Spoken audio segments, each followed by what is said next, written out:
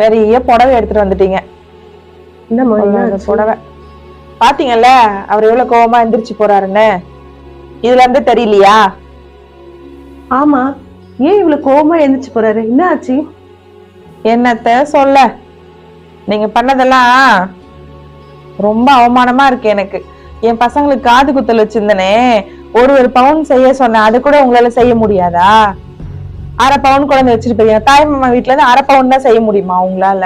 என் மாமியார் கரையை நான் டெய்லி திட்டுறாங்க, ஒரு பவுன் கூட செய்யறதுக்கு வசதி இல்லையான்னு கேட்டு. என் வீட்டுக்காரர் டெய்லி இதை சொல்லி சொல்லி குத்தி காட்டுறாரு மனுஷன். என்னமா பேசுற?